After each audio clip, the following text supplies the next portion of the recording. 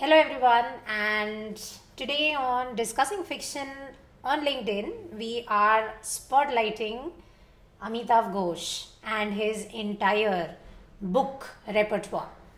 Supriya will be joining us a bit late, and that's absolutely fine because we are following the journey of an author who keeps it nice and casual and the vibe you get when you're sitting in a boat just gently floating along, that's probably the vibe you get while reading a lot of Amitav Ghosh books. So today with me I have Ananksha, who is my co-host, and Denise, who is one of the most loyal members of this series. Let's start with who Amitav Ghosh is. Amitav Ghosh is what I would classify as a serial author. He writes so many books, where be it fiction, be it anthologies, be it collections of essays, be it collections of interviews. There is a book that he puts out on a schedule, and this is what generally a lot of authors aspire to be: someone who keeps writing, someone who keeps multiplying their work, things of this sort. He is an award winning national and international best selling author, one of the few who has been coveted with the highest literary honors awarded to authors, not just Indian but also international. We are going to be discussing his books, which have, I suppose, some themes that tend to affect people sometimes, maybe negatively. So, if there is anything that is spoken during this live which offends you or anything of the sort, please know that these are opinions and not blanket statements. Now that I'm done blind about Amitav Ghosh and his wonderful book catalog, Ananksha, take it over. I think today's live is going to be Ananksha just telling us how real the descriptions of Amitav Ghosh books tend to be, because she is from the area that the books generally are written in, which is the Sundarbans. So, unmute yourself and just fangirl Ananksha. Hello, Vinati. Hello, everyone. So happy to be on another episode of Reading Fiction on LinkedIn and talking about Amitav Ghosh, whose work I am in love with. But I haven't read many of his books. I've only read two because the reason is that his books are not easy reads. He writes one book every year, but the impact, it stays longer. So if you read a book, you'll think about it for a long time. I read Gun Island, which is, I think it was published in 2020. I read it in like a year back, but I still think about some of the themes and the story. But that's the effect Amitav Ghosh's writing has on me. It's so powerful. And the reason why I love Amitav Ghosh's writing so much is because he, along with the story, the characters, there is another extra character who plays a major role in the story, and that character is the place, the location where it's set. So the climate of the place, the animals, the trees, the rivers, the sand, soil, how it's different from every other soil. All of these play an important role in the story. Like, this story couldn't have been set in any other place in the world. Like, the stories Amitav Ghosh writes, they make sense only because they are set in that particular location. In these two books that I read, The Hungry Tide and Gun Island, these books are set in the Sundarbans, which is the delta of the two rivers, Ganga and Brahmaputra, two very big rivers. Uh, it's the place where these two rivers merge and meet the Bay of Bengal. So that area has very specific climate, very specific land features and trees, very specific vegetation, and all of these play a role in the story, which makes it so interesting and different from what other works that I have read as well. And if anybody here who's listening right now has read Amitav Ghosh, I would love to know their take on it as well, like on the climate aspect of it, starting with Vinati, of course. 100%. Like, when the first point I was going to definitely make was about this key, the realism of the places. When we talk about weaving folk narratives into how the place actually feels like when I read The Hungry Tide, anytime the glory of Born BB, the story of Born BB gets brought up, I'm like, I know this story because even though I'm based in Gujarat and even though we don't really have that many mangroves, we do have a mangrove culture because a lot of tribal communities rely on these mangroves for fishing purposes. And because, of the shape and exposure of Gujarat, we have similar stories, and these stories are not just folk tales, or these stories are not just religious to the locals. These stories mean a lot, and these stories generally are intertwined with how nature is unconquerable for someone who lives with it all the time. And when we talk about mangrove dwelling society, or someone who lives at the edges of forests, or people who are in direct harmony with nature, and I'm not saying that people who live in metro cities live away from nature. No, absolutely. They definitely live with nature too. But the kind of nature that I'm talking about, and I can give an example because I live on the banks of the river Narmada. AC में से ऐसे सांप निकलती है, refrigerate अपना washing machine में से सांप निकलता है, that type of thing. And it's like, yeah, okay, fine, it's a snake. It's part of the life. This is the kind of nature. I think Mumbai gets a lot of tigers, leopards and things like that randomly show up sometimes. So when you live in areas where nature is a big part of your daily life, uh, there are some stories, some urban legends, some regional legends that get developed, and oftentimes these stories uh, have some form of natural, I suppose, relatability to you or someone you know. And the moment something like that, and I'm not a poor fisherman in the Sundarbans, but I completely understood the, I suppose, classist behavior that they have to deal with on a daily basis from the scientific community that comes to research things, the local community which still hasn't gotten over caste system. And I understood these things because I really related to the folk narratives that were used in the book. So the place that Amitav Ghosh chooses, personally, for me, someone who stays away from the urban setting as much as I could possibly avoid it, I think that is the best part of reading Amitav Ghosh. You get to experience the best and the worst of a place in pages rather than in real life. And isn't that voyeurism pro max? That is pretty cool as a reading experience.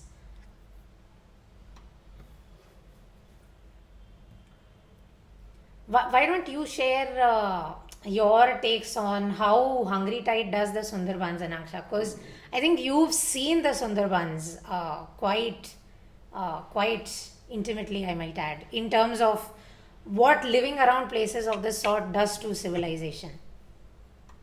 I would definitely love to talk about it, but here's a clarification. I don't live in the Sundarbans or around them. I just live in a place.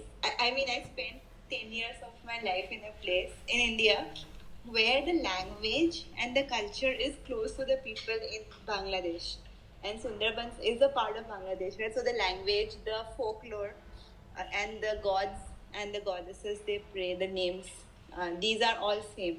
So since I lived for 10 years in Silchar, I was familiar with, especially in Gun Island, the book called Gun Island, there's a lot of mention of folklores and old stories of gods and goddesses that still play some role in the lives of the people who live in these places. And it was very interesting because I have heard the same stories and people have the same beliefs. But here, Amitav Ghosh has shown a very interesting way of, like, what if the goddess, the gods, they still impact our actions, and what if our actions also impact them? Like Binati mentioned, the stories are of people who live in very close connection with nature. So when things like global warming and climate change happen, these are the communities that get affected the most. For us living in the cities, it's like every year it gets a little hotter, that's it. We don't realize too much. But for these people, they can really feel the water level rising. People who live on the delta regions, right? They can feel the water level rising, the soil losing its strength, and it's difficult to walk. The tigers losing their habitat, so they are coming out and hunting people more. So all that change in their ecosystem and how it plays a role in the lives of these people. Amitav Ghosh does a very interesting job of not preaching. He never says that you should care about global warming or you should care about climate change. But the way his stories are told, it's like nature is going to be super resilient. Like if we try to push nature back, it is going to push us back, and ultimately humans are only going to suffer if we hurt nature, if we hurt the climate. I feel that is one of my interpretation that Amitav Ghosh probably tries to put across this message as well. So it's like you better be careful now or you're going to pay the price later on. So that is a very interesting aspect because we don't really see mainstream fiction books talking about topics like global warming or climate change or habitat destruction. So I find that very moving. Also, I love that he uses stories to do this, right? Matlab, when you see those uh, animals and like when you see the locals being very, very angry at the tigers for taking someone from them, because of course that's man-eater tigers are going to do what they do. They also are crying when the tiger kind of is dealt with locally.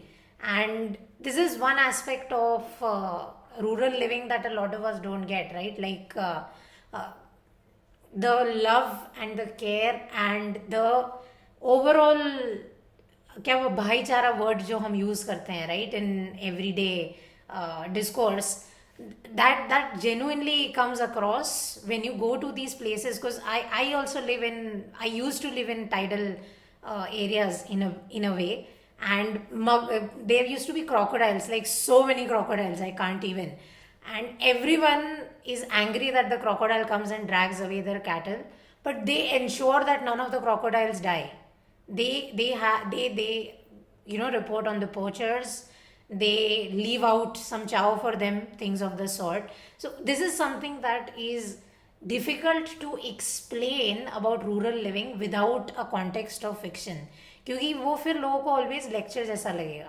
And I think that is the beauty of Amitav Ghosh's writing. He does not lecture you about whether it is social causes, whether it is the classism. That definitely is classism, also racism that is rampant in Indian culture and society. He does this very subtly, right, with how people behave, and you realize कि अरे ये इस तरीके से क्यों किसी character को treat करा जा रहा है just because of their caste.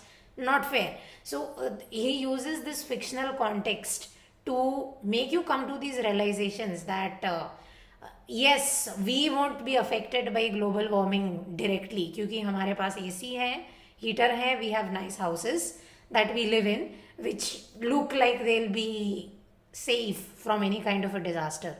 However, like our bubble of comfort. Exactly, we have a bubble of comfort, but then जैसे Hungry Tide में that bubble of comfort is built brilliantly, and then of course there is this storm that is put in the background. We keep hearing about it, and then we see the impact of a storm, and we see that dam, and we see all the lore around it and the effects of that. So this thing very difficult. We will cry when we see some natural disaster unfolding in front of our eyes in real life, in the news कि अरे ये होगा क्या होगा, and then we go about our life. However, when we see a fiction story, we are like, यार this is so pointless. All if we could do XYZ छोटा छोटा कुछ चीज़ है to help the thing, why not? Why don't we do? So I think one of the things I really appreciate about his books is his books don't lecture you, just like I am right now. But his books don't lecture you about social causes. His books don't lecture you about the human inexperience, because I don't think people are being rude to each other out of evil, shitty intentions. I think people just have a lot of different forms of conditioning that maybe we don't understand. And when we listen to each other and when we kind of try to understand our stories, एक दूसरे का तभी तभी पता चलता है ना कि कोई इस तरीके से क्यों बिहेव कर रहा है. So I think his books do a great job at that. Whether it is that elitist professor and the way he moves around and talks about tidal country initially, and then pura 180 flip jata hai at the end of the book. So that really happens when you get to know. It is difficult to hate when you know someone. So the and it is difficult to oppose something when you clearly understand how it impacts you and how it impacts the world.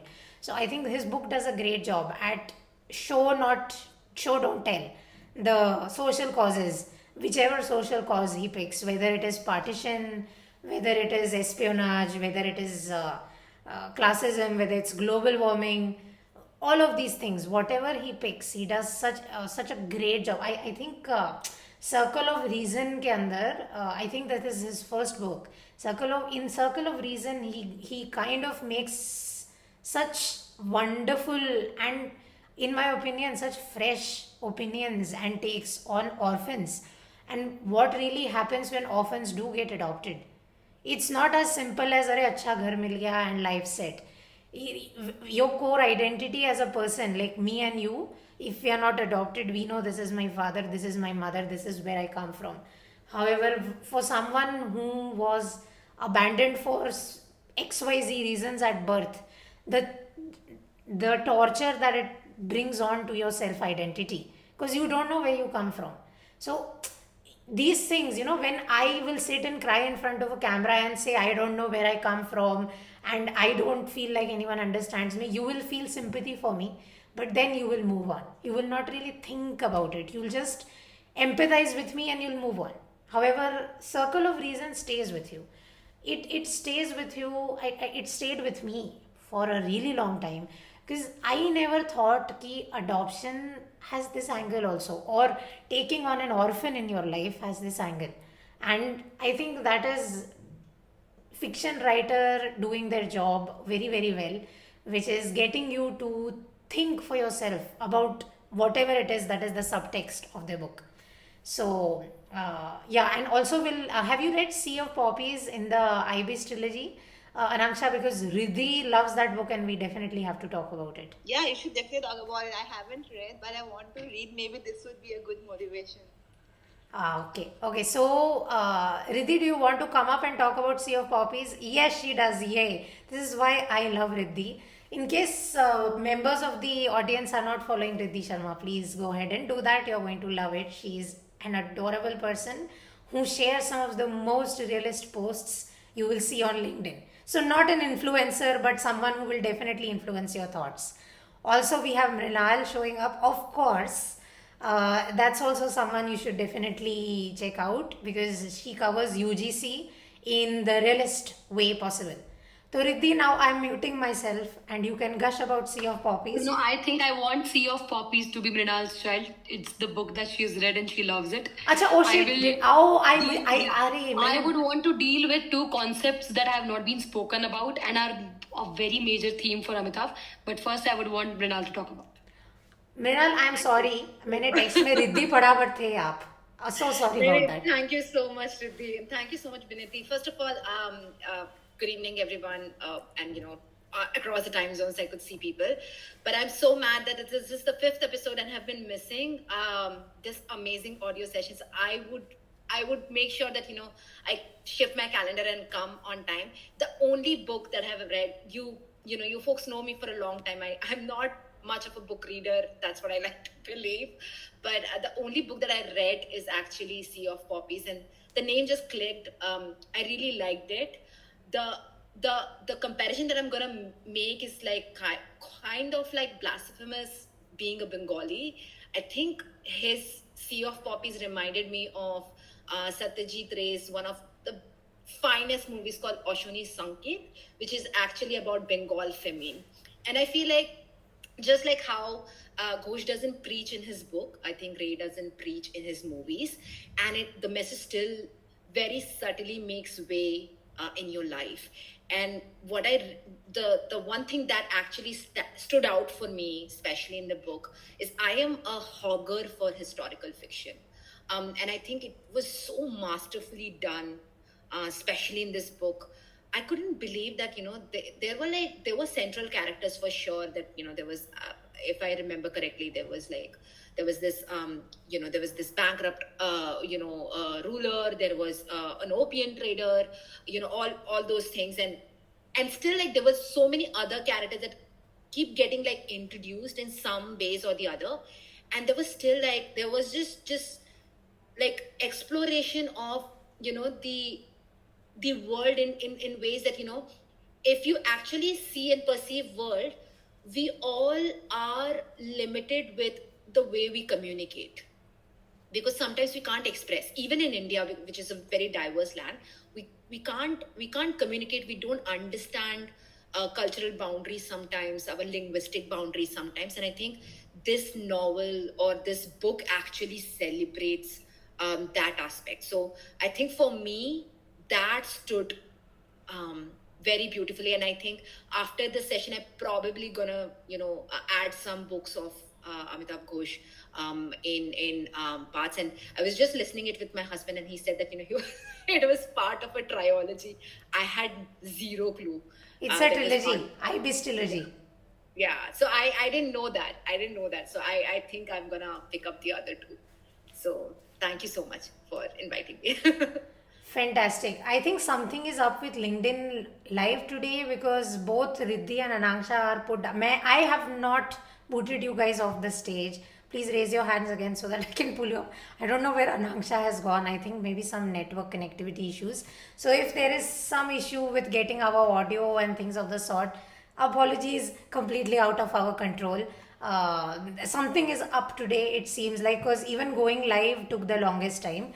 But yes, Sea of Poppies, if I give context to the book in case you haven't heard about it, it is about what is referred to as the opium trade triangle between Britain, India, and China. So if you look at history and see what opium has done to the Asian subcontinent as whole, it is a painful story of its own. China, I think, particularly was the country that got hit heaviest by the opium trade. But when we talk about the opium trade, there is this tendency of laying blame or of putting responsibility on one or two parties, whereas it was like an entire system. It was an entire system of bureaucracy, of I suppose people who were pushed to the worst situations that life has to offer. I mean, you have to go to fight a war that you absolutely didn't sign up. What are you going to do? You're like, fine, let's opium and chill. So it's difficult to contextualize what drives people into addiction. But when you read something of this sort, the entirety of the Ibis trilogy kind of goes into this. When you read something of this sort, you get some understanding into why the spread of the opium trade was this quick and this massive, and why we have not been, realistically speaking, still why we have failed at dealing with the opium or the drug crisis even to this date. It's not like people are choosing to give into that life. It's something that we have to gain understanding and empathy for. And once we are able to do that, then only then probably there are some solutions in the future. But to understand what drives something of this sort, to understand why everyone who works in drug enforcement says that regulation is the way to solve these problems, you get a lot of these answers in a fictional context with this trilogy, which is completely fictional, and you are enjoying technically reading a history book.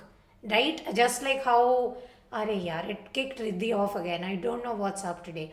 But just like how reading Dan Brown books, you get a lot of like random history about whatever region he picks. Amitav Ghosh does that with the history from the Asian subcontinent. He primarily picks the Indian subcontinent, but yes, he does go around all over the place. So definitely, Sea of Poppies and the entirety of the Ibis trilogy is something that is worth checking out. Riddhi, what book do you want to speak? I think if you start speaking, probably it will stop kicking you off. Let's try that. Hello, everyone. And I'm so happy that you're doing this. Remember, we discussed it on a live only, and you said we'll do one for Amitav Ghosh, because I went on and on and on about my love. And my favorite character after Mr. Darcy or Rochester was Tridib from the Shadow Lines. Of course. I became a fangirl. I became a fangirl of Amitav Ghosh. I think in first year of college, that was one of the first books that I had devoured. And my first impression, just like Pride and Prejudice, was that I hate that book. I detested it. I did not like it. And that is for the first time I learned that there's a way to read a book. And my teacher, now the late Neela Bhalla, Dr. Neela Bhalla, who was like a mother to me, was actually the one. Can you hear me? I was just getting a call. We Am can I hear still you. there? We can hear you. We can hear you. Yeah. Okay. So she had taught us shadow lines in the classroom, encouraged debates and everything. And that is when, for the first time, I understood how to read between the lines and how to read actually. And since then, the only two things that affect me a lot with Amitav Ghosh's writing is the way he plays with time, actually three: time, history, and place. And he has no boundaries of that. Just see all his books. I can at least right now think of three of them. Shadow Lines covers a vast difference of 50 years, 1939, say I think it goes till 1980. Doesn't have a time symmetry, but takes all of it away. Similarly, I think Glass Palace also starts from Burma, Myanmar, and covers World War, and then goes till I think 20th century. Similarly, Calcutta Chromosome starts in the past, is actually a science fiction. It actually gives you an alternate history of how malarial parasite was found. Like, I read it and I was like so engrossed in that, and all the time when he's taking time, I think one of the lines, I might not be correctly saying it, but one of the lines from Shadow Lines also says that, the best part about Tridib was, I might be paraphrasing, maybe you can Google it later, is that he wastes a lot of time, is like kind of gist, but the best part about him is this, that his time doesn't stink. And that line, it's almost like that you waste time and you're devouring time, you're not wasting it. The whole concept of how your mind wanders and you're enjoying it. That's what Tridib does. He's knowledge about everything. And then history, he takes you with national boundaries, falsifies them. Like what I was telling, Thamma, the Shadow Lines divided into two parts, going home and I think coming back. And you don't know when you are going to Pakistan, are you going home or are you coming home? So those are the two parts. And it's so beautiful that Thamma doesn't know what is to call home. And that's the two part of the books. And within it, he goes ahead and explores histories, and similarly, Calcutta Chromosome does the same similarly. So this whole concept of time, place, and history, and the way he uses it to go ahead and come out with such, how there's no absolute history, and according to me, literature, if you have to understand history, you have to just read literature of that time. And if you go and read all of it, there is so many underlines and so much of depth. Like what Mrinal said about Sea of Poppies, and when she said that, it reminded her of Ray. Very true. All of it, these parallels, when you talk about opium trade, if you understand, of course, it affected China, beech mein got disconnected, it affected India. And it is not just Amitav Ghosh's book that talks about, I have not read Sea of Poppies. If you go and read Tagore, if you go and read Home and the World, if you go and read how the farmers at that time उनका तो काम ही खत्म हो गया था ना, because they wanted to do this. So जो हम अपना ड्रग बनाते थे वो तो उन्होंने हटा दी, उन्होंने बोला नहीं हमारा वाला काम करो भाई. So जो उस टाइम पे चल रहा था, that history in itself, these little pegs of history that vanish from history books of ours are there in literature, that they affected us, somehow. And they're writers like Tagore, writers like Ray, showing it on the screen, or subtly mentioning this, what is happening with history and time and place, and you have to be on your toes to understand, okay, right now he had put a finger on a body in 1939, but all of a sudden his switch just like Virginia Woolf, to another time zone.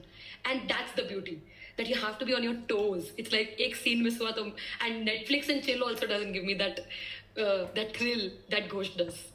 Okay, fine, moment done. I loved everything you said, because one of the things that I like to say from geopolitics ke writing days is history is difficult to overcome. And when we talk about history, we are not talking about history that we learn in schools. Every single person in this live on LinkedIn and in this world, every single person comes with history. There is familial history, the history of their people, the history of their country, their ethnicity, their whatever the family ultimately blends and becomes. There is history there. And no matter what history is taught outside, that internal history stays with you, whether you remember it or not. Because there's a lot of, I suppose, discussion about how much we do remember when things like generational trauma, for instance, are mentioned, right? So when we take that concept of home and going to Pakistan, you don't understand what you are doing, whether you are going home or whether you are leaving home. You are confused because home to you has history, and that history, no matter what happens with geopolitics or anything of that sort, that history is not going to get washed away till your entire family line is removed from the equation. And that is, I think, one of the beautifully subtle parts of Amitav Ghosh storytelling, because he does this with, I think, almost every book that he's written. Even when we talk about the non-fictions, like Countdown, where he went into the history of India becoming a nuclear country, or whether it is something like The Imam and the Indian, which is an essay book. So even in something of that sort, he has made this thing of time and history being difficult to overcome come across very directly. So that is one of the, I suppose, beautiful aspects of reading his stories. The thing that a lot of us can't really vocalize, because we don't know how to explain it. We don't know why looking at certain things makes us cry. We don't know why looking at certain things makes us emotional. We don't know why something pulls us in. There's no explanation. Probably because we don't have the context to it. But then at the back of the head, when I heard about Bon Bibi, right, I didn't know that there's a folk tale like Bon Bibi. But as someone who lives around tidal country of Gujarat, I immediately know we have Kavi ki stories very similar to Bon Bibi, right? So it's an umpteenth time acknowledgement of the fact that human beings, at the end of the day, whether we live in tight country, urban cities, space also, who knows, we are all gently very similar to each other. And something I said yesterday also, I'll repeat it. I feel like learning languages has in many ways ruined my identity, cultural identity, because when you learn languages and the people from that culture kind of accept you a little bit, and you start understanding them. The amount of similarities I saw with Japanese culture and with Russian culture, it's unreal. We would think that some things are unique to the Indian experience. No, I think in many ways it's the human experience. You just have to learn the language to kind of pick at some of these things, right? And I think Amitav Ghosh books speak a human language. You don't have to be someone who is affected by the India-Pakistan partition. You will just understand. You will just understand the kind of dilemma that these people are going through.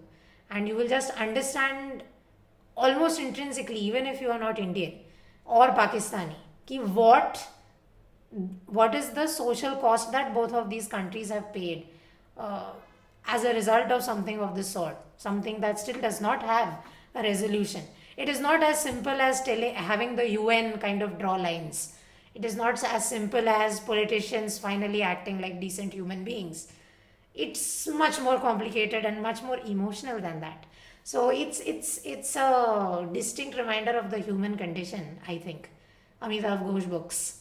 and comparing him to Satyajit Ray and Tagore. Riddhi, I love you so much for doing that, because the vibe you get while watching Ray's books or while thumbing through Tagore's poems, that comes across, right? While the emotional vibe, ki I don't. No, you have to read. You have to read Ghore by Ray. I'm Okay, telling you, you'll I'll find read it. it. What language The is home it and in? the world. It's the home and the world in English. Okay. It's a good, nice, decent translation also. Okay. And you'll see just the culture bit. The opium that you're talking about. Yes. And Tagore also had this beauty of not mentioning things in details, but dropping these nukes, which you go and Google or Yes. study. आप Google करोगे, बाद में research करोगे.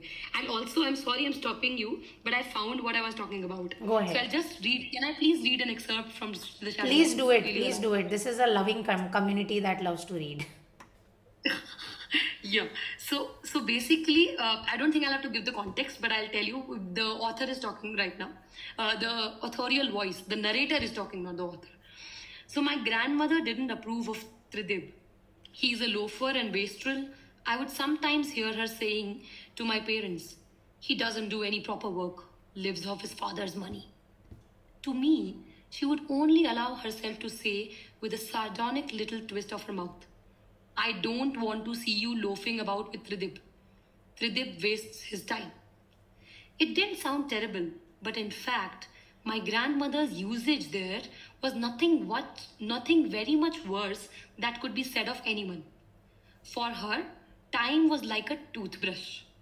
It went moldy if it wasn't used. I asked her once, what happened to wasted time? She tossed her small silvery head, screwed up her long nose, and said, it begins to stink.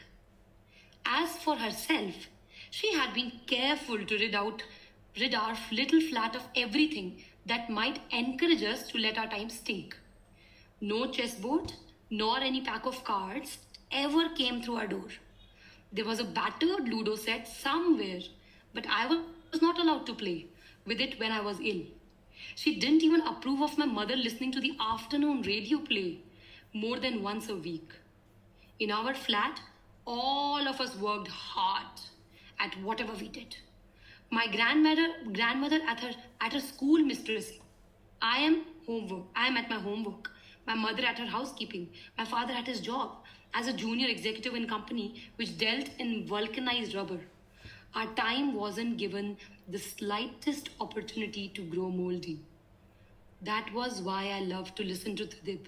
He never seemed to use his time, but his time didn't stink. Oh. Do you see what I was saying?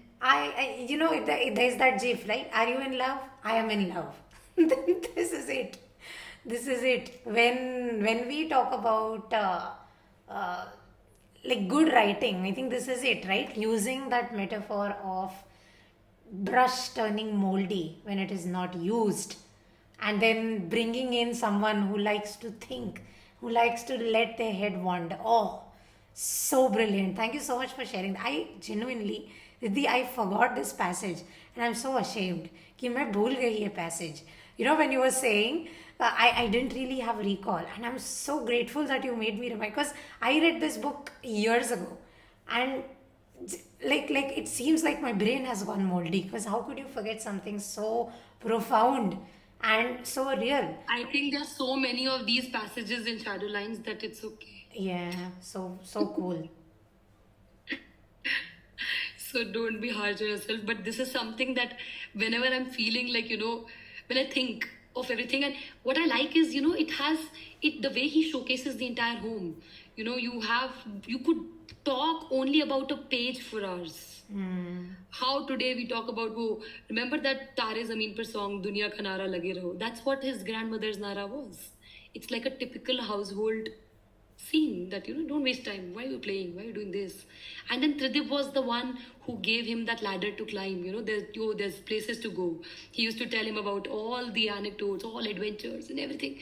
So it's like that window that opens, that, there's so much more to life than just not wasting time.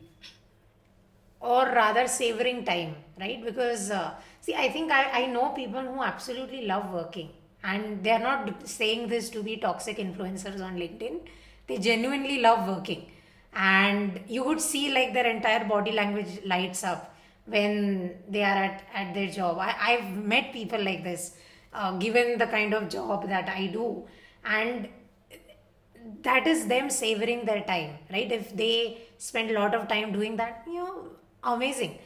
Similarly, I know people who absolutely enjoy watching what is classified as trash television or what is classified as trash literature, reading trash, and I mean trash for whom, right? Because they are enjoying it, they are gaining some value from it, they are living their life, chilling, spending their own money and time. And I think one of the gifts that Shadowline gave me personally was this key, the interpretation that I have of time.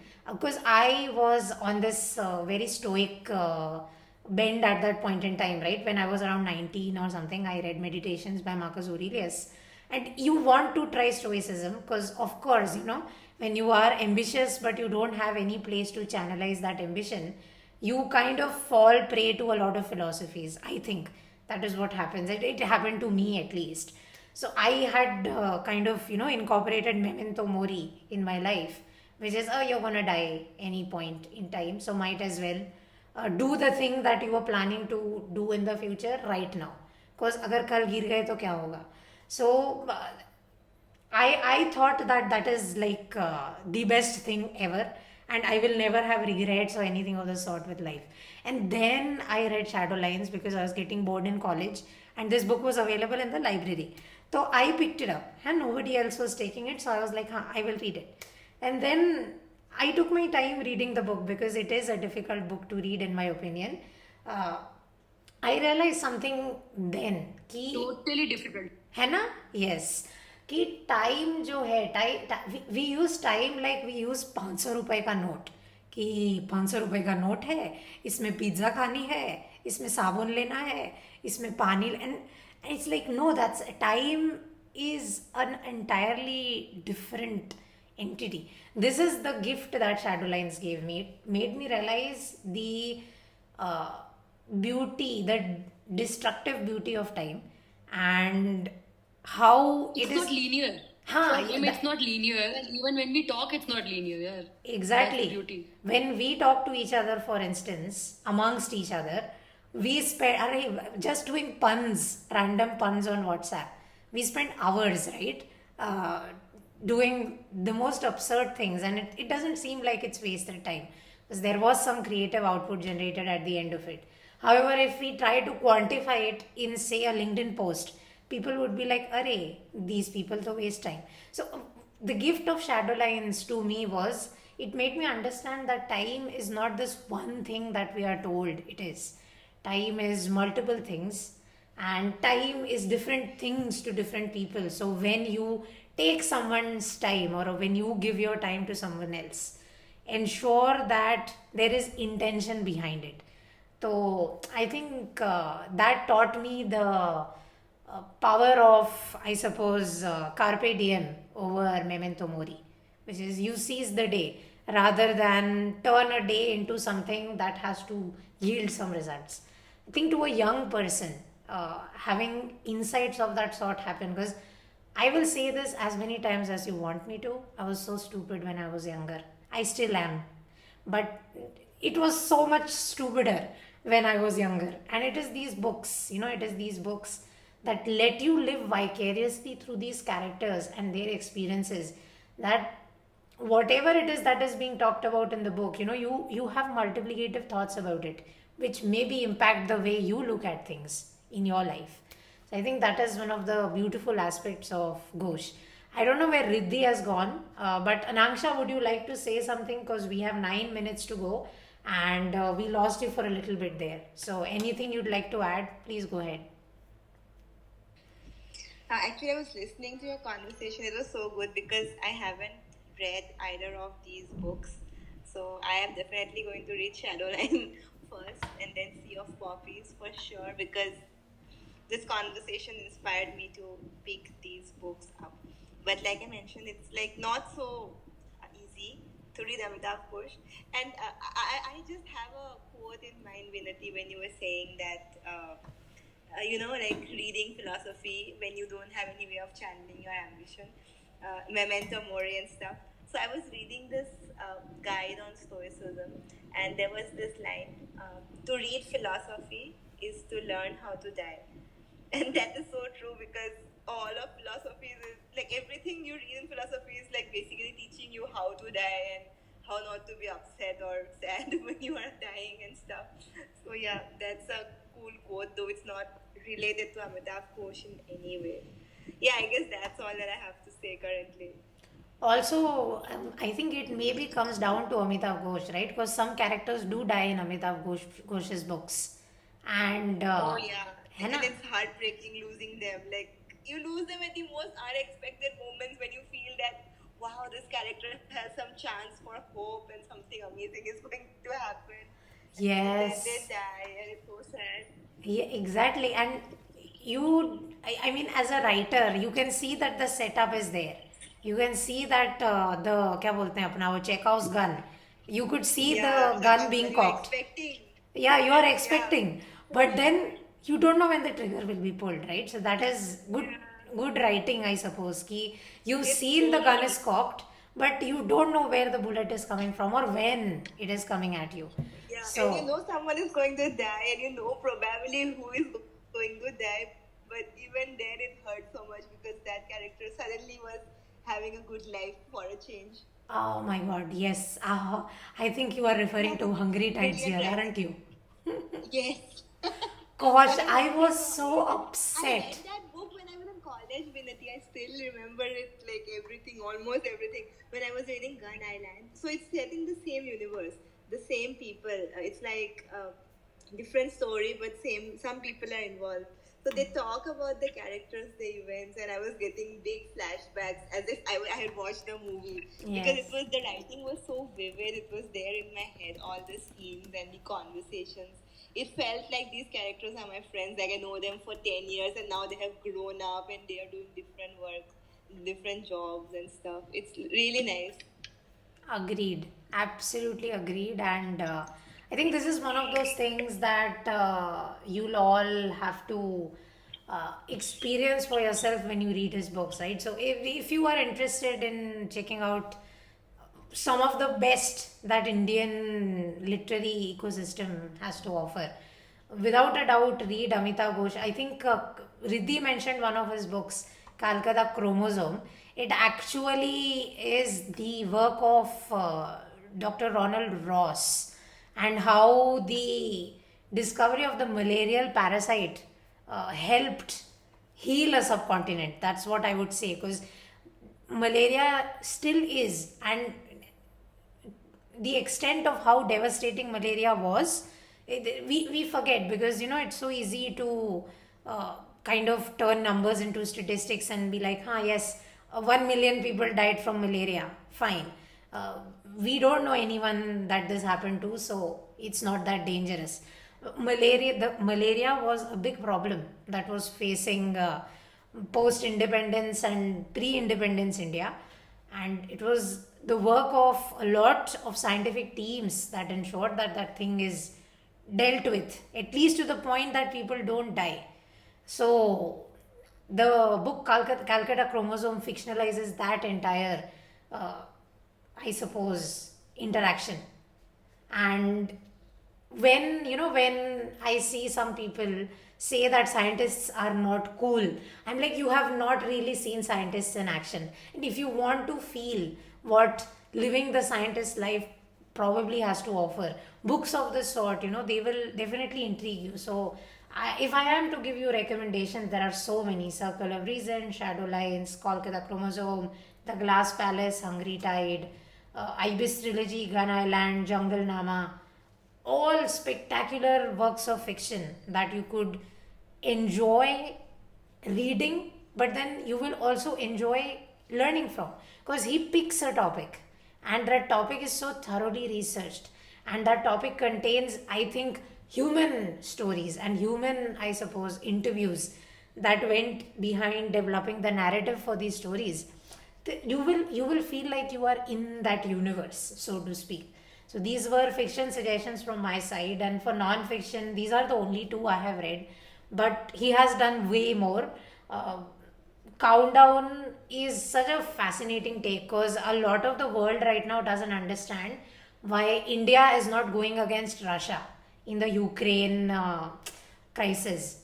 And the explanation behind that has a lot of history. The kind of sanctions that were put on India by the United States just because we were trying to protect ourselves from China as well as Pakistan by doing Pokhran 1 and then Pokhran 2. We were so heavily punished as a new country by these older bullying countries. The only country that came to support us was Russia. So, to understand why India is not speaking out against what are clearly human rights violations, is there's history there. The only people who offered us a helping hand were them. So now that uh, it's time for payback type of a logic, we are not going to say anything. That is what is happening, and that is a conversation that is completely missing from mainstream media when India is discussed in this, because they don't like to talk about a lot of this kind of history. So nuclear countdown, nuclear history goes into uh, that aspect of Indian history. That is a non-fiction Amitav Ghosh has written, and there's an essay book called The Imam and the Indian, which goes into the diversity dilemma of India, right? When we say we are a diverse country, but then we also have riots, and we also have in Gujarat we have things like Asad Dara, where people of certain religions live in only these communities. So there are predominantly Hindu communities, Sikh communities, Christian communities, and Muslim communities living separately. And this is done by zoning, right? This is done very strategically. So, why do we say that we are a diverse country and then we have something like this happening? There's history behind it, there is a lot of socio-cultural context behind it. And this essay book kind of tries to explain it to us without giving you any moral outrage. And at the end of the day, that is what you want. You want to understand things. And so, definitely, I have blabbed so much today, but I genuinely love the entire book catalog of Amitav Ghosh. I have learned so much, to be very honest. So, if thank you to everyone who has joined us: Denise, Baiju, Tucker, Ritu, Vipinder, Ratika, and one second, Firas Ahmed. Uh, I think Vipinder wants to speak. I'm going to let you come up, but Vipinder will be wrapping the room up pretty quickly. Okay, so please share your thoughts with us, and then we'll be done for today. Hello, Vinati. Hello. Wow.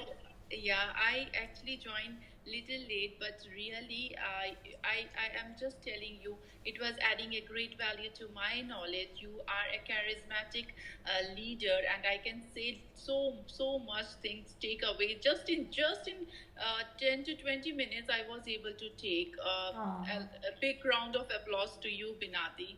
No, we do this. Vipinder, we do this genuinely. We do this. We started doing fiction discussions on LinkedIn Great. because we felt like people talk about books a lot, but then the Yeah. books that they talk about are non-fiction, right? It's like, yes, but then where do we genuinely get thoughts from? So we have been doing this, and there have been such wonderful support from people. People are coming up, people are reading books, and people are appreciating us being passionate puppies about books. Exactly. And I think that is wonderful. So we try to do this every Tuesday at 9 p.m., but then sometimes work gets in the way. Yeah, okay. Binati, I'll take note of this and I will be regularly joining this because We'd love to it have you. happened. Actually, you were in my, and I think by fluke I joined, but I never knew this miracle is going to happen with me, and I will be, because this is very much my cup of tea, and I really love reading books, and I will be learning a lot from you, and thank you, and gratitude goes to you. Thanks a lot, Binati. Love your compliments. At the end of the day, you love to hear nice things. So we'll definitely be doing this. I'll tell you, we have Arundhati Roy being discussed next. House on the Cerulean Sea is on the, like, as an entire book alone. and then we will be going into a lot of Harry Potter stuff. Wow. So this That's is the amazing. rough pipeline that is coming up. So definitely, if you follow any of the three speakers, that is me, Anaksha, or Supriya, you will be notified about any of these lives that are happening. And Certainly. we would love to have you on next time. If there's any particular books or authors you would like to be discussed, feel free to Sure, leave a sure. message to any of us, and we'll incorporate it. Yeah, I'm a psychologist and a personality development coach. And in case Ah. anything from my side, I will be definitely pondering on that, and I will Oh, I be would like, I'll shamelessly use you yeah, because I yeah. have read a lot of Freud's work. And I think, Okay. say what we want about his work in the modern context of things. There's Yeah, some nuggets in there, some crazy nuggets, and some, oh my God, I can't believe yeah. he came up with this kind of nuggets. So maybe someday we could have you, come, be the Wow. expert on books of that sort. Yeah, pleasure will be mine. Definitely, I Yes. will be there at your service whenever you will feel like you Oh, I can. have sent a connection request your way. Please definitely, I Yeah. will so definitely take advantage of this because someone who reads fiction with an expertise in non-fiction always good for Exactly. expanding Yeah, your yeah. mind. This is really what happened. What is happening, that is happening for good. And today, this is an example. And yeah, I am blessed and I'm lucky that I'm here right now Oh, listening to same a here. great orator, a great, Oh, whatever I listened, it touched my heart. You caught my attention actually. oh, that is so kind. I love these compliments, and I will be smiling, and so will Supriya and Anangsha and Mrinal and Riddhi and Denise will be smiling broadly today. So thank you so much for the compliments, and we'll be seeing you all next week. Sure. Probably discussing Arundhati Roy and her activist-based Sure. books. So Yeah, yes, see you guys it next will week. adding a great value. Again, Yes, thank you so of much. course. Good night. Yeah. Of course. Happy reading, everyone. Bye bye. Yeah. Bye bye, Roger. Bye bye.